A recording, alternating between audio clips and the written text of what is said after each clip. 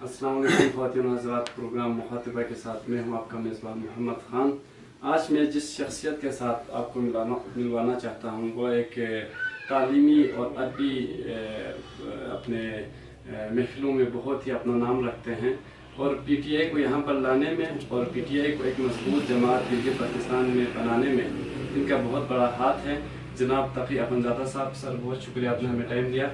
Sir सबसे पहले तो हम आपके एजुकेशनल बैकग्राउंड के बारे में जानना चाहेंगे। बहुत शुक्रिया मोहम्मद ख़ान, आप और आपकी टीम का मैं शुक्रिया अदा करता हूँ और आपका प्रोग्राम जो है में मुझे टाइम दिया आपने और मैं अपने इज़हार ख्याल कर सकूँ अपने आवाम को, लोगों में।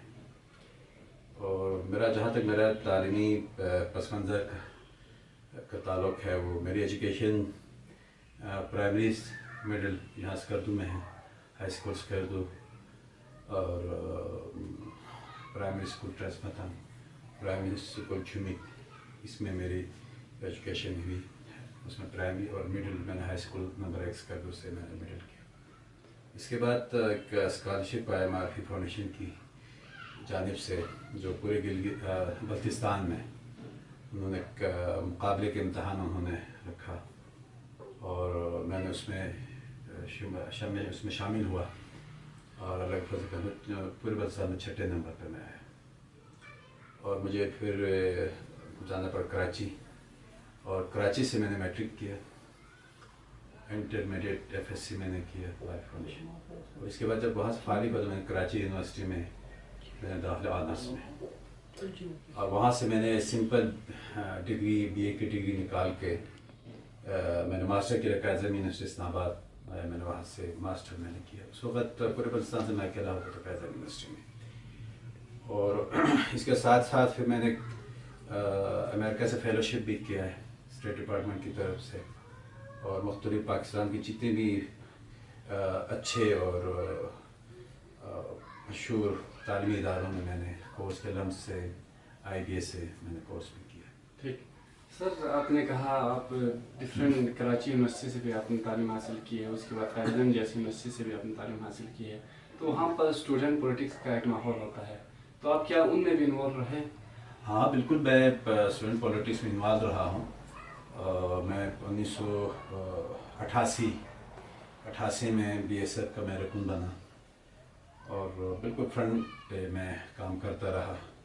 सफ़े अव्वल में मैं होता था BSF में और उस वक्त तक पूरे कराची में मुझे BSF तकी के नाम से पहचाना और जानते थे। अगर तकी कहे तो कुछ पता नहीं, BSF तकी उसका मतलब है यार तकी अफजान है, BSF तकी। और बड़े एक्टिव मैंने काम किया वहाँ पे फ्रंट पे और कौम के लिए, इलाके के लिए, गिलगित बल्तिस्तान के हुकूक़ के लिए, आईनी हुकूक़ के लिए, समाजी माशी हुकूक़ के लिए जदोजहद करने की।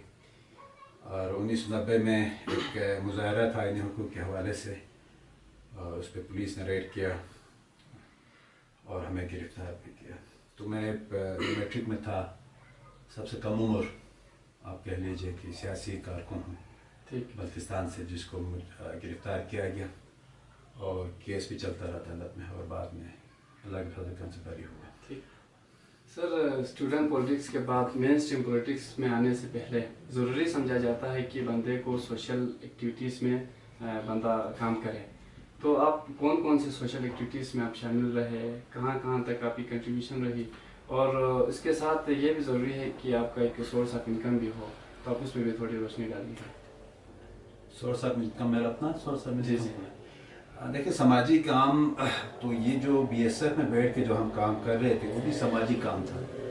मतलब कि आप वॉलंटियरली किसी पे तबके के लिए, किसी सोसाइटी के लिए, किसी इलाके के लिए आप आवाज़ उठाते हैं, आप अपना टाइम देते हैं, आप अपनी जेब से पैसा खर्च करते हो सरगर्मी के लिए, तो ये भी एक समाजी काम में शुमार होता है। तो मैं उसमें, तो आप मैंने पहले क्वेश्चन मैंने बता दिया, मैं उसमें बिल्कुल सफ़े अव्वल में रहा और गिलगित बल्तिस्तान के हुकूक़ के हवाले से। और इसके बाद जब मैं यूनिवर्सिटी से फारिग होते ही यहाँ पे बलदियाती इलेक्शन हुआ, तो मैंने अपना ग्रुप तश्कील दी और मैं बलदियाती इलेक्शन में मैं شامل ہوا اور جیت گئے اور میں میونسپل کمیٹی کے چیئرمین بنا, سب سے کم عمر چیئرمین بنا. ٹھیک ہے نا جی. تو اس زمانے میں میرے جیسے نوجوان بالکل ینگ, اور وہ اس روایت کو ہی میں نے قائم کی. میں نے انکریج کیا لوگوں کو کہ آج یہ جوان بھی آ سکتے ہیں. میں آ گیا اور مجھے کامیابی ملی اور میں میونسپل کمیٹی کا چیئرمین بنا. سر آپ اتنے زیادہ سورس آف انکم یونیورسٹی سے فارغ ہوتی میں میونسپل کمیٹی کا چیئرمین بنا. جب تک چیئرمین رہا, جب تک ممبر میونسپل کمیٹی رہا, میں نے کوئی کاروبار نہیں کیا, کیونکہ اخلاقی طور پر آپ کے اوپر یہ ذمہ داری بنتی ہے کہ آپ کوئی عہدہ رکھتے ہیں, اس کے پبلک کوئی پروفیلو آپ رکھتے ہیں, تو آپ اس وقت کاروبار آپ کریں تو وہ تھوڑا سا conflict of interest of conflict میں آ جاتا, سمجھا. تو میں نے کوئی کاروبار نہیں کیا. جب ہمارا ٹینیور ختم ہوا پھر میں نے مشورہ کیا احباب سے, ہمارے دوستوں سے, تو پھر میں پی ڈبلیو ڈی میں انلسٹ ہوا اور میں چھوٹے موٹے کام میں کرتا رہا. اور یہ کام میں 2015 تک کبھی سال میں ایک چھوٹے موٹے مجھے کام ملتے تھے اور اس سے میرا اپنا گزارا بھی چلتا تھا. پھر میں نے اپنی زندگی کو اس طرح آرگنائز کیا ہے کہ جو میرا انکم ہے اسی کے مطابق میں اپنی لائف کو میں نے وہاں پہ فٹ کیا ہے. تو انکم کے مطابق میری اپنی لائف ہے, میرا لائف لیونگ جو اسٹینڈرڈ ہے اسی کی انکم کے مطابق میرا رہتا تھا. لیکن 2015 میں جب مسنی کی حکومت آئی انہوں نے مجھے بہت مجھ پہ انتقامی کارروائی کیا, اور ان کے منسٹر ہے جو سیاسی اپوننٹ تھے ہمارے, تو انہوں نے جا کے محکمے میں یہ انسٹرکشن دی, ان کے ذمہ دار کو انسٹرکشن دی کہ بھائی تقیہ خانزادہ کو کوئی کام نہیں ملنا چاہیے, جس کے گواہ گورنر صاحب بھی ہے. گورنر صاحب کے سامنے جب میں اور گورنر صاحب گورنر نہیں تھے, ایز اے پریزیڈنٹ ہم جاتے تھے پی ڈبلیو ڈی میں مختلف کام کے حوالے سے لوگوں کے, تو وہاں پہ پھر ان کے چیف انجینئر ہیں آفیسران ہمیں بتایا, باقی کیٹیگوریکلی بتایا کہ بھائی ہمیں یہ پریشر ہے آپ کے حوالے سے. تو میں نے ان سے یہی کہا جی کوئی مسئلہ نہیں, میں برداشت کر لیتا ہوں, مجھ میں ہمت ہے, مجھے طاقت اللہ نے مجھے یہ برداشت دی تو میں برداشت کر لیتا ہوں. لیکن صرف یہ آپ ذہن میں رکھ لیں جو یہ آپ کو انسٹرکشن دے رہے ہیں وہ برداشت نہیں کریں گے. تو آج دیکھیں کہ 5 سال ختم ہوا, میں بھوکا نہیں رہا, میرے بچے بھوکے نہیں رہے. ٹھیک ہے جی, اللہ کے فضل کا ہم سے وہی 5 سال پہلے والا تقیہ خانزادہ ہے میں ہوں. 5 سال ختم ہو گیا. جنہوں نے مجھ پر پابندی لگائی تھی اب دیکھیں وہ کہاں تک انہوں نے کہاں تک سمجھتے جی تقیہ خانزادہ کو ہمیں کتنا نقصان پہنچا. دیکھیں کسی پہ رزق پہ آپ رزق پہ ہاتھ اٹھاتے ہیں, کسی کا رزق آپ بند کرتے ہیں, یہ سب سے بڑا جو نا قابل نفرت والی حرکت ہے. بالکل, لیکن کر کے اللہ کے فضل سے میں ابھی بالکل مطمئن ہوں, میں بالکل میری لائف چل رہی, میرے بچے ماشاءاللہ جس طریقے سے ان کو میں فیڈ کر رہا تو وہی سلسلہ ہے. سر ایز ایجوکیٹڈ پرسن لوگ کوشش کرتے ہیں کہ کسی جاب کے لیے پرسیو کریں, لیکن آپ نے کبھی کیا نہیں, تو اس کے پیچھے کیا وجوہات ہے؟ کیا آپ کو سیاست اتنا پسند آیا کہ لوگوں کی خدمت کرے یا کوئی اور وجوہات تھی؟ نہیں بالکل میں بالکل سیاست میرا پیشن ہے, میں بالکل شوق سے. اور اس میں جب میں چھوٹا تھا اس ٹائم پہ جب اس میں 79 کا الیکشن ہوا, اور الیکشن کا یاد مجھے یاد ہے ہلکا سا. الیکشن کے بعد جب منتخب نمائندے عوامی سطح پہ آتے تھے پروگرامز میں, سرکاری پروگرامز میں, عوامی پروگرامز میں, ان کو دیکھ کے مجھے بہت زیادہ اور بھی زیادہ مجھے سیاست سے دلچسپی ہوئی. اور ہمارے ہی خاندان میں ہمارے بزرگ اخوان رضا صاحب میونسپل کمیٹی کے ممبر تھے, تو وہ ان کا میٹنگ میں جانا, اچھا میٹنگ سے آنا, اور جب ہم آپس میں خاندان جب ملتے تھے ادھر وہ بات چیت کرنا. اور ہمارے وزیر والا مہندی صاحب اسلام آباد کے جو ایم اے علی ہیں, علی گڑھ سے وہ پڑھ کے آئے ہیں, وہ اس زمانے میں ڈسٹرکٹ کونسل کے چیئرمین تھے, تو وہ مختلف سرکاری پروگرامس میں آتے تھے. تو میں اس زمانے سے میری خواہش ہوتی تھی کہ میں جو بھی پروگرام ہمارے ڈگری کالج میں پروگرام ہوتے تھے اس زمانے میں, یوم پاکستان, 14 اگست کے حوالے سے, 23 مارچ کے حوالے سے, وہ مختلف پروگرام میں ان میں شامل ہوتا تھا. تو وزیر علامہ مہندی صاحب تقریر فرماتے تھے, تو میں یہ کہتا یار مجھے اس طرح کا بننا. جب میں میونسپل ڈسٹرکٹ کونسل تھا تو سیاست میرے خون میں، میرے شعور میں اور میرے احساس میں بس چکی ہے. تو سیاست میرا پیشن ہے اور میں نے اپنے کیریئر میں نے کبھی اس کی طرح توجہ ہی نہیں دی. میں نے کیریئر کے پڑھنے کے بعد، ڈگری لینے کے بعد کہ مجھے یہ بننا ہے. اور بہت سے مواقع آ گئے، بہت سے دفعہ مواقع آئے. اور جب میں جوائن کر رہا تھا صبح تو رات کو مجھے آیا جی اگر بھائی یہ تو آپ کیا کر رہے ہیں. ایک اچانک اس طرح کا ایک سوچ میرے ذہن میں آتا تھا، ایک کوئی قوت ہے جو مجھے روکتا تھا، بھائی یہ تم کیا کر رہے ہو، یہ تمہاری منزل نہیں ہے، یعنی کہ اس کے لیے تم پیدا نہیں ہوئے. تو اس طریقے سے بہت سے اپرچونیٹی کو میں نے اویل نہیں کیا. اور سیاست میرا شوق ہے، میرا ایمان ہے سیاست کے اوپر. مجھے سیاست سے بڑی محبت ہے اور یہ ایک خدمت کرنے کا ایک بہت اچھا ذرا ہے. ٹھیک، سیاست سے محبت کو آپ کے الفاظ سے ہم نے اچھی طرح دیکھ لیا. سر، پاکستان تحریک انسان کو یہاں لانے میں اور اس کو ایک مضبوط جماعت بنانے میں آپ کا بہت زیادہ ہاتھ ہے. تو کیا پیپلز پاکستان تحریک انصاف کے نظریے کو آپ نے اچھا سمجھا جی بی کے حوالے سے، یا عمران خان کی شخصیت آپ کو پسند آئی؟ دیکھیے جی، سب سے پہلی بات تو یہ ہے کہ خان صاحب دیکھیے نظریہ انسان دیتا ہے. ٹھیک ہے جی. اب خان صاحب کا پورا پس منظر آپ دیکھیں، وہ اس میں جن کرکٹر بھی رہے، وہ سٹار بھی رہے اور ہیرو بھی رہے. اور انہوں نے شوکت کرکٹ سے فارغ ہونے کے بعد شوکت خانم ہاسپٹل کا انہوں نے بنیاد رکھی.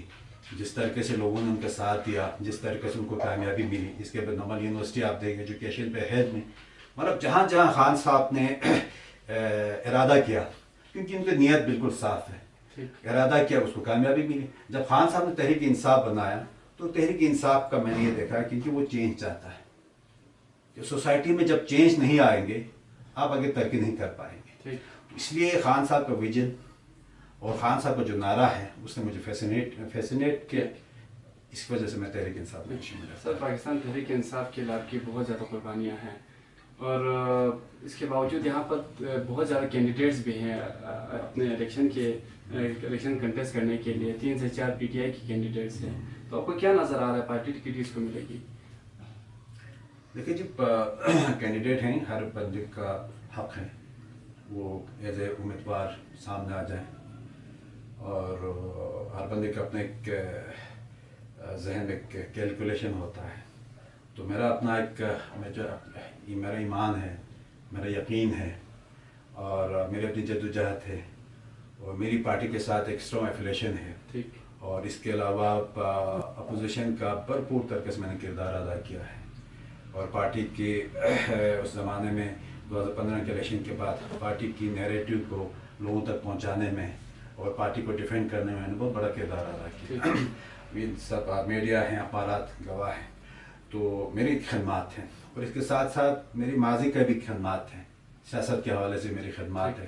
میں اسی شہر کا کانسٹیٹوئنسی کا میں اس میونسپل کمیٹی کا چیئرمین رہا اور یہاں پہ اسٹرانگ میری لنکیج سے کانٹیکٹ ہے اس میں جو نا گراس روٹ لیول پہ. تو یہ چیزیں ہیں. تو میں بالکل مجھے یقین ہے، مجھے اس چیز پہ ایمان ہے. انشاءاللہ اللہ کے فضل و کرم سے میں انشاءاللہ سرخرو ہو جاؤں گا اور میں باقی لوگوں کو بھی حسن ظن رکھتا ہوں اور ان کے لیے نیک تمنائیں رکھتا ہوں. باقی فیصلہ تو پارٹی کے پارلیمانی بورڈ نے ہی کرنا ہے. ٹھیک، تو میرا اپنا ایک یقین مجھے ہے. سر، 4 کینڈیڈیٹس میں سے 2 کینڈیڈیٹ تو کلوز ریلیشنس ہے گورنر صاحب کے. ایک تو ان کے بھائی ہے، دوسرا چچزاد بھائی ہے. تو ان کو کوئی فائدہ رہے گا، کوئی فائدہ حاصل رہے گا پارٹی ٹکٹ لینے کے حوالے سے؟ دیکھیے جی، ابھی یہ فیصلہ تو پارلیمانی بورڈ نے کرنا ہے اور پارلیمانی بورڈ والے اب یہ حقیقت ہے، ظاہر ہے گورنر کے دونوں عزیز ہیں اور اس میں پارلیمانی بورڈ نے فیصلہ کرنا ہے. تو مجھے یقین ہے، مجھے ایمان ہے پارلیمانی بورڈ اس طرح کے فیصلہ جب کریں گے تو وہ میرٹ کا خیال رکھا جائے گا.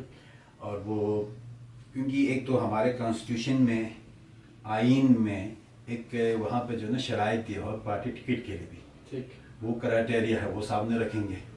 اور اس کے علاوہ اب وہ پھر حلقے کی سچویشن کو بھی دیکھیں گے. تو ظاہر بات ایک تو ان کا رشتہ دار ہے تو اس کا مجھے پارلیمانی بورڈ پر یقین ہے, مجھے اعتماد ہے اپنے پارٹی لیڈرشپ کے اوپر. صحیح ہے سر. تو وہ فیصلہ انشاءاللہ میں سر خدا نخواستہ اگر آپ کو پارٹی ٹکٹ نہ ملے تو آپ کا آگے کا کیا رائے عمل ہوگا؟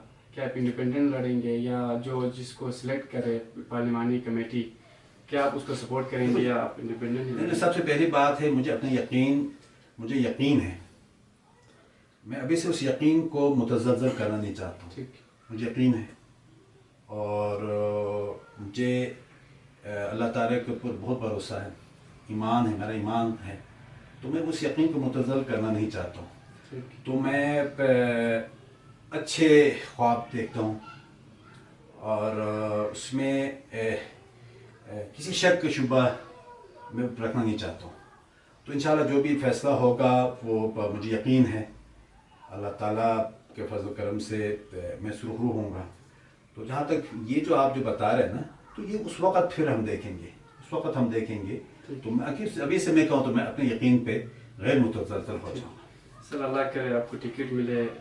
آگے الیکشن میں آپ کو کس طبقے سے زیادہ آپ ٹرسٹ کر رہے ہیں کہ کون سا طبقہ آپ کو جتانے میں اپنا رول ادا کرے گا؟ معاشرے میں جوان طبقہ ہے, بزرگ طبقہ ہے.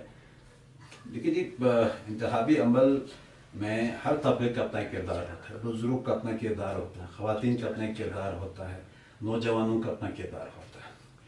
اور ہر کردار مل کے پھر ایک بندے کو جیت مل جاتی ہے. ایک بندے کی کامیابی میں یہ تمام کردار جو نا وہ سامنے آ جاتے ہیں. لیکن اس میں ایک اہم بات یہ ہے کہ ہمارے معاشرے میں جو آبادی کی جو تعداد ہے وہ جوانوں کی تعداد بہت زیادہ ہے. آپ کے 60% سے بھی زیادہ آبادی کی تعداد جو ہے نوجوانوں کی. تو اس حوالے سے دیکھا جائے تو نوجوانوں کا کردار مجھے زیادہ نظر آتا ہے, نوجوانوں کا. اور میرا اپنا شروع سے نوجوانوں کے ساتھ زیادہ میرا ایفیلیشن رہا ہے. اور آپ دیکھیں کہ تحریک انصاف کو جب خان صاحب آگے لے کے جا رہے تھے تو خان صاحب نے ہی کہا کہ بھائی یہ یوتھ کی جماعت ہے. اب دیکھیں پاکستان میں خان صاحب واحد سیاسی شخصیت ہے جنہوں نے یوتھ کو موبلائز کیا اور نوجوانوں کو انہوں نے ہمت دی. نوجوانوں کو سیاست میں زیادہ جو توجہ دینا, نوجوان انٹرسٹ جو لے رہے ہیں نا وہ تمام اس کے پیچھے خان صاحب کا اسٹرگل ہے. تو میں چاہتا ہوں میری زیادہ اس میں تو نوجوان ہیں, تو نوجوانوں کا کردار بہت زیادہ اس میں کیونکہ ان کی تعداد زیادہ اس وجہ سے اہم ہے. سر اگر آپ جیت جائیں اور اللہ کرے آپ جیت جائیں تو آپ کی جو پریورٹی ہوگی کس ڈپارٹمنٹ کے حوالے سے ہوگی؟ کس ڈپارٹمنٹ کو آپ ترجیحی بنیادوں پر اس پہ کام کریں گے؟ ہمارے سامنے ہیلتھ ایشوز ہے, ایجوکیشن کی ایشوز ہے, انفراسٹرکچر کے الگ سے ایشوز ہے, تو کس ایشو پہ آپ زیادہ اپنا تن من دھن قربان کر کے اس پہ کام کریں گے؟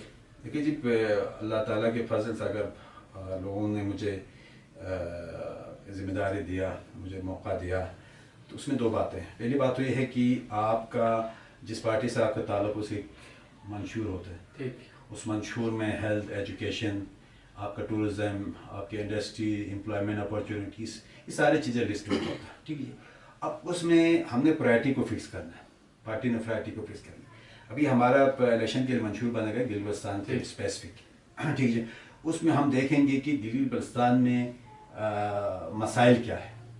پہلے مسائل کی نشاندہی ہوگی, مسائل کیا ہے, کہ اس کے بعد دیکھیں کہ یہاں پہ ہمارا علاقہ سکیٹرڈ ہے, پورے گلگت بلتستان سکیٹرڈ علاقہ ہے.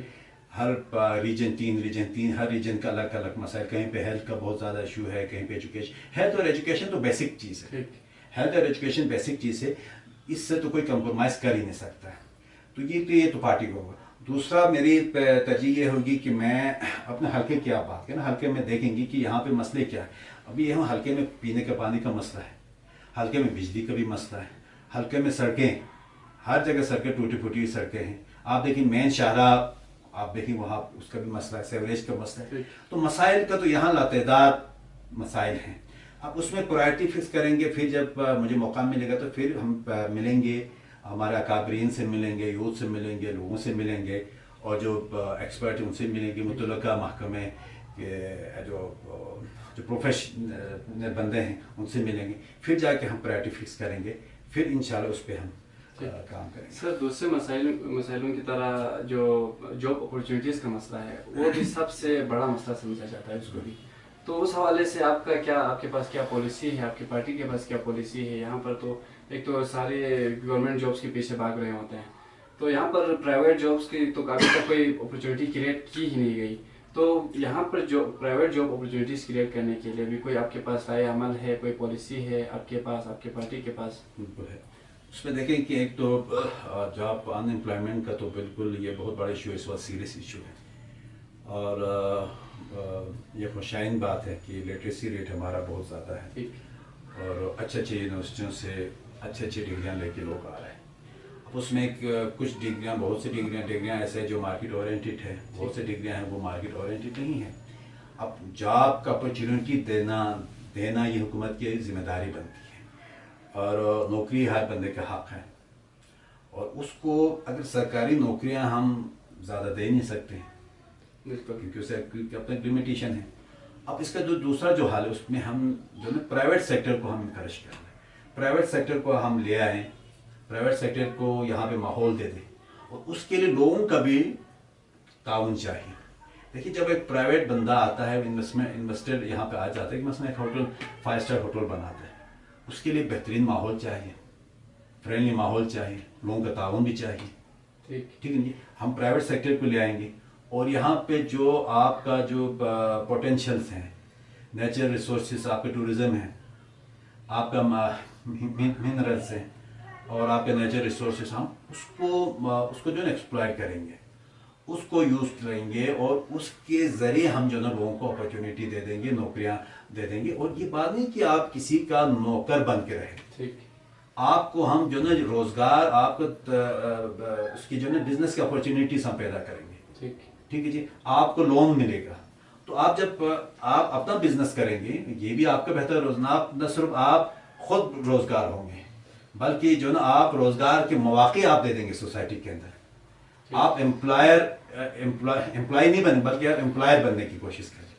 तो हुकूमत के पास बाकायदा जामे प्लान है, और गिलगित की बल्तिस्तान की हालत जो मंशूर बनेगा उसमें ये चीज़ें रिफ्लेक्ट होगा। सर, टूरिज्म जीपी के हवाले से बहुत ज़्यादा मशहूर है, तो टूरिज्म के ज़रिए से गिलगित बल्तिस्तान की गवर्नमेंट ओवरऑल जीडीपी, पाकिस्तान की जीडीपी और रेवेन्यू में कोई कंट्रीब्यूशन कर रही है, और इसको मज़ीद फाल बनाने के लिए आपके पास क्या राय है? देखिए जी, टूरिज्म अभी हमारे जितने भी पीक्स है वहाँ पे एक्सपीडिशन टीमें आती हैं, तो उनकी फीस वाले लेते हैं, ये तो फेडरल गवर्नमेंट में चले जाती है, और उसके बाद जितने भी लोग आते हैं वीज़ा फीस हैं, ये भी गवर्नमेंट उसमें चले जाते हैं, और इसके साथ साथ ये उसका जीएसटी भी वहाँ पर फेडरल में चला जाता है। तो उसमें एग्जैक्ट मेरे पास इसका फिगर नहीं है कि टूरिज्म से कितने उसमें आपके उसमें रेवेन्यू में चला जाता है एग्जैक्ट, लेकिन उसको हम मजीद उसको एक्सपेंड हम कर सकते हैं, एक्सपेंस कर सकते हैं। तो उससे ये होगा, यहाँ पे भी मौके पैदा होंगे, यहाँ पे भी अपॉर्चुनिटीज़ पैदा होंगे। अभी देखो टूरिज्म की बहुत से डेस्टिनेशन है, और मजीद डेस्टिनेशन हमने एक्सप्लोर हमने करें। ठीक है जी, तो उसमें रेवेन्यू जाहिर बात है, यहाँ पे जितने भी लोग आते हैं, फॉरेनर्स आते हैं, उसका रेवेन्यू चला जाता है। ठीक है जी, और जितने भी आपके जो डोमेस्टिक टूरिस्ट आते हैं वो यहाँ जब आते हैं तो चीज़ें खरीद, तो जीएसटी उधर से पे कर उधर चला जाते हैं, वो यहाँ पे आके ख़रीदारी करते हैं। तो जाहिर बात है, यहाँ पे खपत इस मार्केट बल्तिस्तान में, हमारे स्कर्दू में जो खपत है, जब बाहर से लोग आएंगे, टूरिस्ट आएंगे, तो आपकी उसमें अब चीज़ें परचेजिंग बढ़ जाएगी, सेल बढ़ जाएंगे, तो उसका फ़ायदा तो हो जाएगा। सर, टूरिज्म से हटकर एजुकेशन को भी अगर उस पर बात करें, तो यहाँ की जो लिटरेसी रेट है गिलगित बल्तिस्तान की, वो बहुत ज़्यादा हाई है। ये हम नहीं कह रहे, एक फैक्ट है। तो इस हवाले से तो यहाँ पर कुछ मेडिकल कॉलेजेस भी का कायम भी अमल में लाना चाहिए था, और साथ में इंजीनियरिंग यूनिवर्सिटीज़ को बनना चाहिए था, जो कि अब तक ना बन सका। और साथ में जो हमारा कोटा सिस्टम है, कोटा सीट्स है, वो भी अभी तक बढ़ नहीं सकी, जिस तरह पहले था अभी तक उसी पर ही कायम है। तो इस पर आप क्या कहेंगे? देखिए, इसमें पहले उस पर इसको इस सवाल को दो हिस्सों में तकसीम करते। पहले आपने कोटा सिस्टम कहा और सीटिंग क्या बना, इसमें दो बातें हैं। ایک آپ کا فیڈرل پبلک سروس کمیشن کے تھرو جو ٹیسٹ ہوتا ہے مختلف جابس کے لیے، وہ آپ کے پاپولیشن کے حساب سے تقسیم ہے. ابھی پہلے فاٹا کے ساتھ ہے گلگت بلتستان 4% تھا، اب فاٹا الگ ہو گیا تو اس میں تقسیم ہو کے 3% فاٹا کی طرف چلے گئے، 1% ہمارے طرف آ گیا. جو آپ کے پاپولیشن کے مطابق وہ آپ کو ملے گا. وہ اگر اس میں بڑھانا ہو یا اس میں کمی کرنا ہو، وہ تو پورا فیڈرل کے حوالے سے پورے وفاق کا ایک ان کے نظام اور کانسٹیٹیوشن آپ کے آئین میں باقاعدہ اس کے طریقہ کار دیا ہوا، اسی کے مطابق ہوگا اس میں. اب آپ دیکھیں جو آپ کی جو پروفیشنل سیٹیں، آپ کا مطلب یہ نا پروفیشنل سیٹ انجینئرنگ اور میڈیکل کا، بالکل یہ آپ درست میں آپ سے اتفاق کرتا ہوں. پچھلے 10 سال سے بھی زیادہ 11 سال ہو گیا 10 سال سے زیادہ ہوا ہے کہ ہمارے سیٹوں میں اضافہ نہیں ہوا ہے. یہ بالکل میں اس سے اتفاق کرتا ہوں، اور تحریک انصاف انشاءاللہ اس میں اضافہ کرے گی. ہم اس میں کوشش کریں گے اور اس میں اضافہ ہونا بھی چاہیے، اور یہ ہمارا حق بھی بنتا ہے، کیونکہ جس طریقے سے آبادی بڑھ رہی ہے، جس طریقے سے اسٹوڈنٹ کی تعداد بھی بڑھ رہی ہے، اور جس طرح سے کمپٹیٹیو ماحول بھی بن رہا ہے، اسی حساب سے آپ کے پاس سیٹیں کم ہیں، تو اس میں سیٹنگ کا اضافہ ہونا چاہیے. انشاءاللہ ہم اس پہ سر ہم تو خود اسٹوڈنٹ ہیں، تو اسکالرشپ کے حوالے سے بات کریں کہ دیگر پروونسز اپنے بہاف پر بھی اپنے اسٹوڈنٹس کو اسکالرشپ دیتی ہے، لیکن جی بی کی حکومت اس لحاظ سے بھی کوئی ماحول کریٹ نہیں کر رہی ہے، یا پھر کوئی ڈائریکٹ کوئی اسکالرشپ نہیں دیتی. تو کیا اگر پی ٹی آئی کی حکومت آئے تو اس پہ بھی کوئی کام کیا جائے گا اسکالرشپ کے حوالے سے؟ فیڈرل الگ سے دیتی ہے اور پروونسز الگ. ابھی آپ کو جی بی گورنمنٹ کی کوئی اسکالرشپ نہیں دیتی، کوئی اسکالرشپ کسی کو کوئی اسکالرشپ نہیں. ہمارے دور میں تو ہم لیتے تھے، جب میں کراچی یونیورسٹی میں پڑھتا تو اس وقت بھی 2,500 یا 3,000 تھا.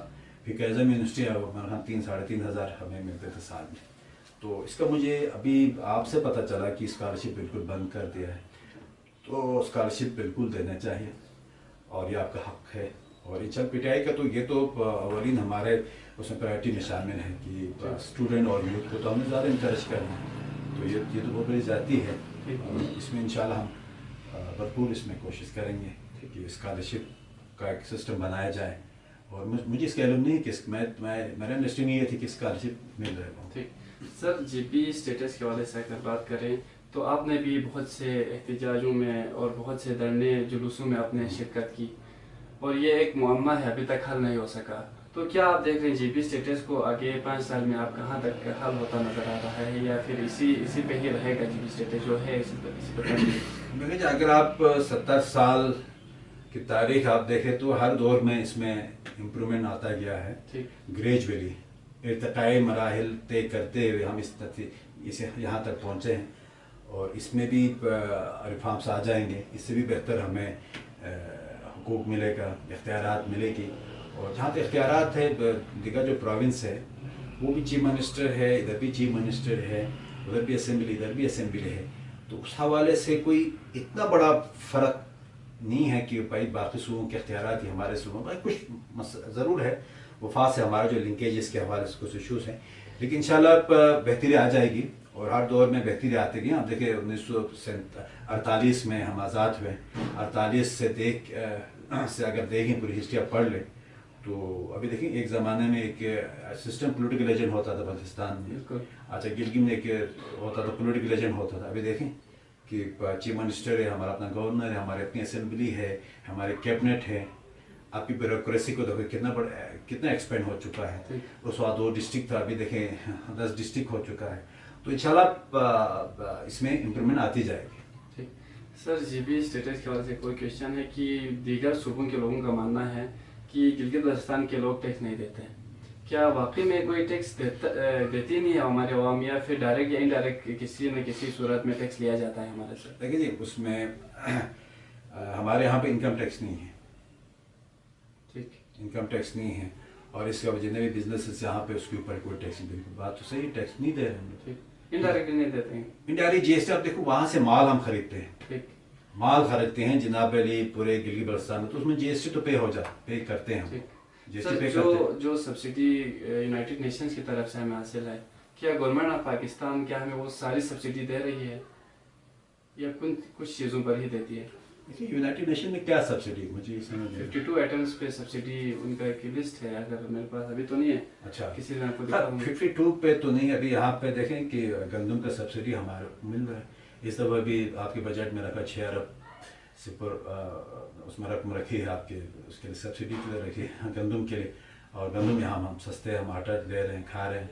अब देखिए आप भी शहर में रहें, वहाँ पे आटा महंगा है, तो यहाँ पे सस्ता है। ये सब्सिडी तो हम अवेल कर रहे हैं। ठीक सर, लास्ट क्वेश्चन जो हम सबसे पूछ रहे हैं कि लोग आपको वोट क्यों दें?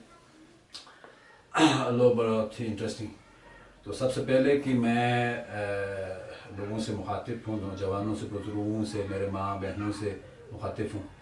और सबसे पहले मैं आप सबका शुक्रिया अदा करता हूँ क्योंकि मैं अभी एक वबा कोरोना वायरस से मुतासिर हुआ था और इससे सेहतयाब होकर मैं आया हूँ 1 महीने के बाद।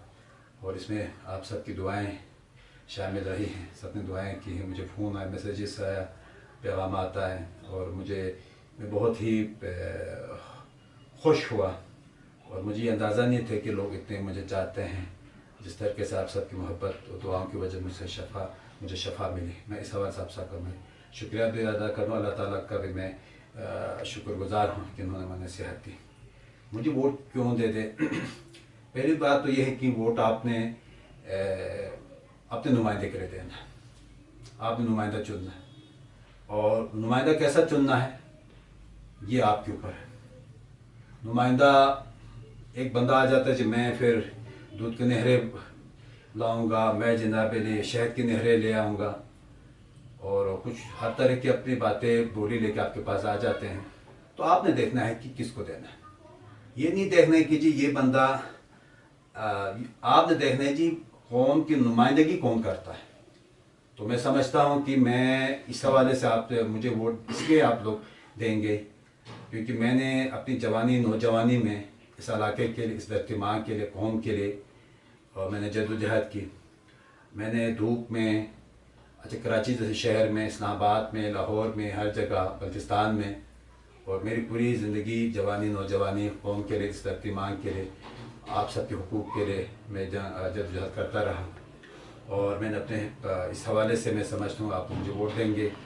और मैं यकीन से कहता हूँ मैं भरपूर तरीके से आप लोगों की नुमाइंदगी मैं हर फोरम पे मैं कर सकता हूँ, दयानतदारी से, ईमानदारी से। और आपको मेरी आपके जो उम्मीद आप लोगों ने रखा, जो एतमाद रखा, उस पर इंशाल्लाह ठेस नहीं पहुँचाऊँगा।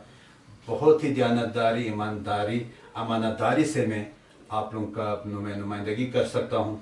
इस हवाले से मुझे आप वोट दे दें, मैं अपने आप को हकदार समझता हूँ। बहुत शुक्रिया सर, आपसे बात करने में खासा मज़ा आया और नाज़रीन आपने भी काफ़ी एंजॉय की होगी। अगले प्रोग्राम के लिए तक के लिए अल्लाह हाफिज़। जुड़े रहे हमारे साथ टीम मुखातिबा के साथ। अल्लाह हाफिज़।